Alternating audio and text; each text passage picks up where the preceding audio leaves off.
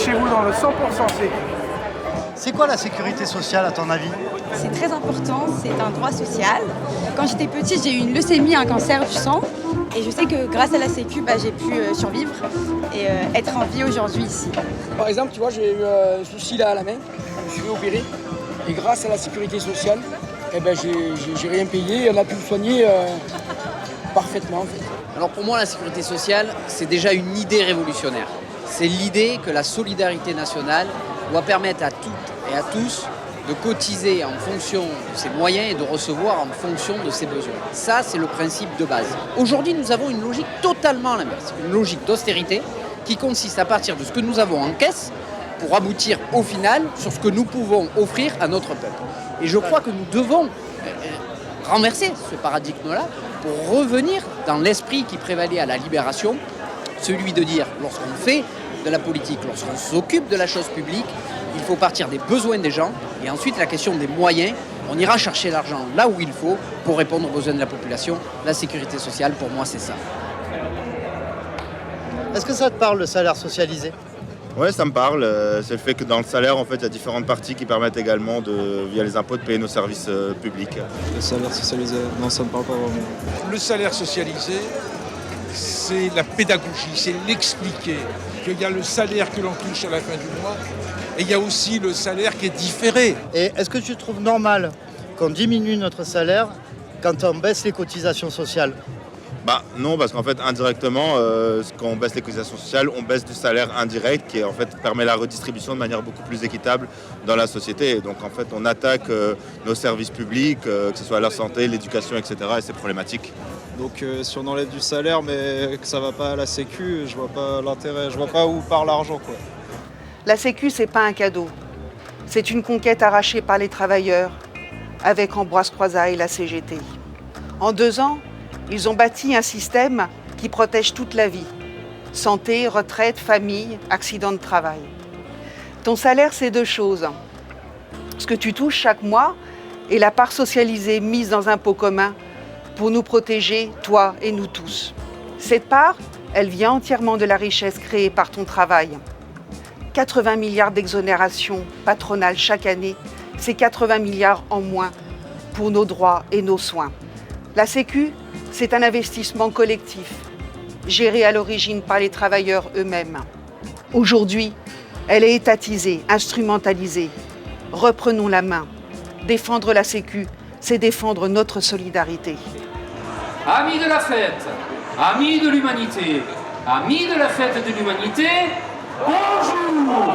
Votre accueil chaleureux, s'il vous plaît, pour la secrétaire générale de la Fédération CGT des organismes sociaux, Cécile Velasquez. Véritablement, l'idée, c'est de faire parler de la sécurité sociale, à la fois sur la perspective historique, tu l'as dit, mais surtout sur nous, comment on voit l'avenir de la sécurité sociale. Et on pense que l'intérêt de la population, c'est d'avoir ce qu'on appelle, nous, un 100% sécu.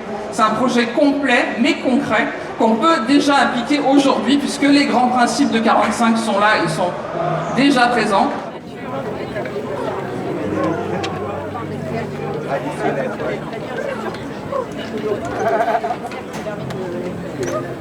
Tu m'as dit que tu avais des enfants. Du coup, je voulais savoir si tu avais eu des galères ou pas pour les faire garder quand ils étaient petits, par exemple les crèches ou assistantes maternelles. Nous, on n'a pas eu de galère parce qu'il y avait des assistantes maternelles en nombre suffisant.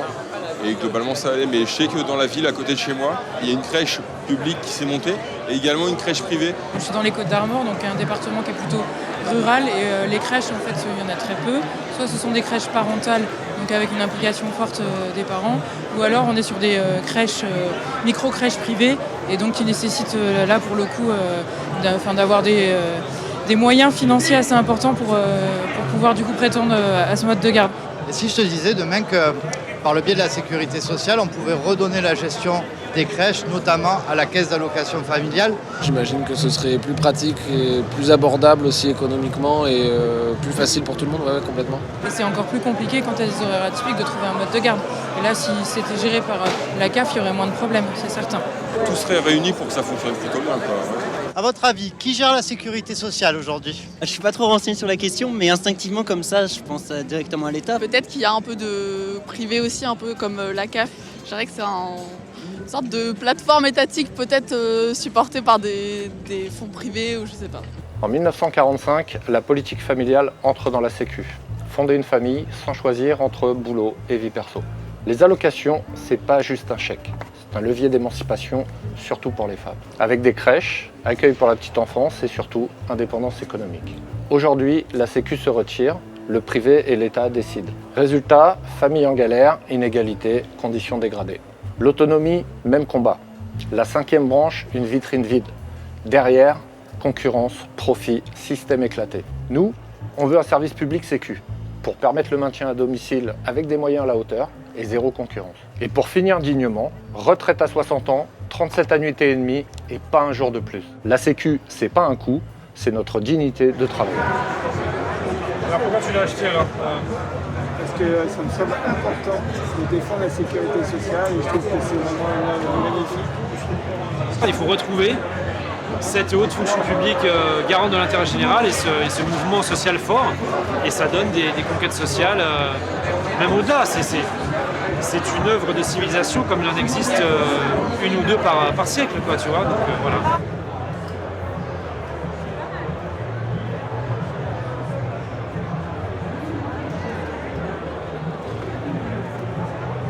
Est-ce que tu as déjà renoncé à des soins faute de moyens? J'ai renoncé il n'y a pas si longtemps que ça à des soins dentaires parce que c'était extrêmement cher et je devais débourser 2 000 € de ma poche pour une prothèse dentaire. Et donc du coup j'ai dû aller piocher dans mes économies. Alors faute de moyens, non, ça m'est jamais arrivé. Par contre, la difficulté pour trouver des médecins a posé parfois problème.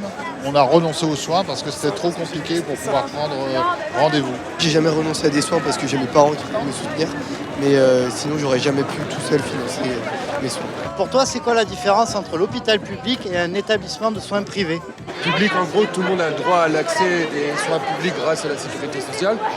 Et les établissements privés, on est obligé de payer pour accéder aux soins. Mais l'hôpital public, on lui donne de moins en moins les moyens et c'est eux qui soignent de plus en plus les personnes compliquées. En plus, à l'hôpital public, ça coûte cher. Est-ce que tu as déjà eu recours au transport médicalisé, tu sais, ambulance ou taxi par exemple conventionné? J'ai un traitement d'immunothérapie qui m'amène à aller à 50 bornes de chez moi toutes les 3 semaines. Plus toutes les consultations éventuelles, etc. Donc j'utilise très régulièrement les VSL, donc transport médicalisé. D'autant que je suis dans une région plutôt rurale et où là c'est quasiment indispensable. Si je te disais que demain la sécurité sociale, elle gérait ses propres flottes de véhicules. Eh bien je signe tout de suite.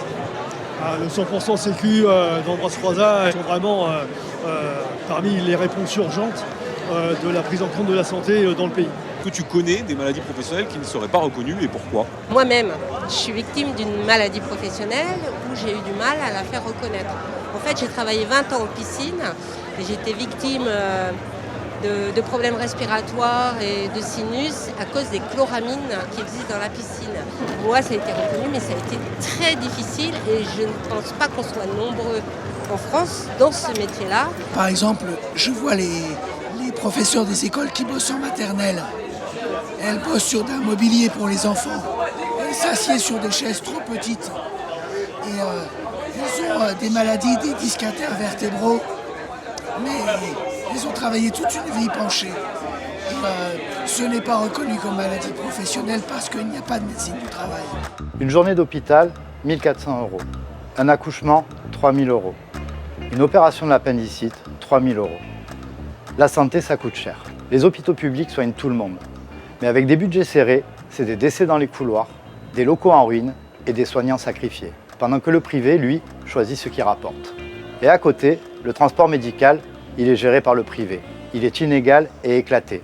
Si on reprenait la main avec la Sécu, on pourrait partir des besoins et pas du profit. Sans la Sécu, impossible pour un travailleur de se payer un soin vital. Les recettes baissent et malheureusement on glisse vers les assurances privées. Et quand ton corps est usé par le travail, tu dois être indemnisé. Aujourd'hui, c'est l'État et le patronat qui décident et ils n'ont aucun intérêt à reconnaître les maladies professionnelles. Le pot commun, c'est notre salaire socialisé. C'est donc à nous de décider. La santé, c'est pas un luxe, c'est un droit. Et la Sécu, c'est notre bien commun. À 80 ans, plus que jamais, il faut la défendre.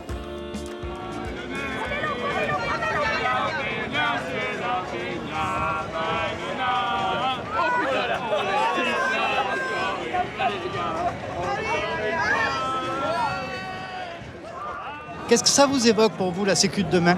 Il faudrait qu'elle soit fidèle, déjà fidèle au programme du Conseil national de résistance et au programme qu'Ambroise Croizat, qu'on ne saluera jamais assez, a mis en place dans un pays exsangue au lendemain de la guerre. Et après, bien évidemment, que ça couvre l'ensemble de la population. La sécurité sociale, on est tous concernés de la naissance à la mort. La sécu de demain, c'est une sécu qui n'a pas de frontières. Et une fois qu'on a identifié tous les besoins qu'on avait, eh ben, on met la cotisation nécessaire en face, parce que c'est notre argent. Donc on ne déciderait pas nous-mêmes de nos besoins, de comment on les finance. Bon, je suis pour une sécurité sociale à 100%, sans mutuelle. Moi, j'aimerais le voir en rose, avec un financement à la hauteur.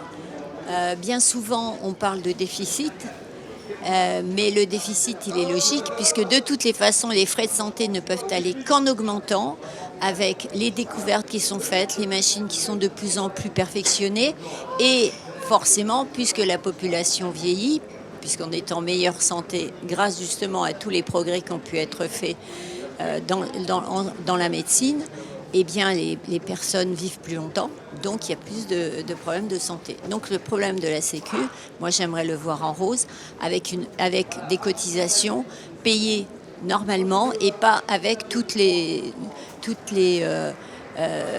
cadeaux, je dirais, qui sont faits aujourd'hui au patronat et qui empêchent justement un financement normal de la sécurité sociale. Remettre un plus de démocratie, c'est-à-dire déjà que les représentants des salariés soient de nouveau élus, donc que les salariés puissent réellement gérer leur caisse de sécurité sociale. Et du coup, si je vous dis 100% Sécu, ça vous fait penser à quoi? Sécu, mutuelle, 100% pris en charge par les cotisations, 100% État, c'est rien de privé. Sur 100 € de cotise, bah, t'as pas 100% euros de couverture sociale à la fin. T'as 80% avec le privé. Parce que 20% ont disparu dans des frais parasitaires. Alors qu'avec la Sécu, 100 € dans la Sécu, à la fin, t'as quasiment 100 € de prestations. Donc c'est pour ça que c'est plus efficace, c'est moins cher, c'est mieux, on décide nous-mêmes. Bref, c'est 100% la joie, 100% Sécu. 100% Sécu, ça serait quelque chose qui engloberait, qui protégerait les citoyens, mais sur tous les risques qu'ils peuvent rencontrer dans leur vie. Tout et que ça englobe aussi le logement, parce que malheureusement, à l'heure actuelle, il y a beaucoup de personnes qui ne peuvent pas se loger. En 1945, on reconstruit le pays. Une idée simple, répondre à tous les besoins quand le travail ne suffit plus. La Sécu, c'est notre rempart contre la misère et contre la guerre. Aujourd'hui, le capitalisme et ses vautours l'attaquent dans tous les sens. C'est une lutte de classe permanente. Notre réponse, le 100% Sécu. La sécurité sociale et notre santé ne sont pas des marchandises. Elles doivent être financées uniquement par le travail et gérées par les travailleurs eux-mêmes. Nous proposons un plan complet et concret dans la lignée des principes de 1945 avec une amélioration des droits.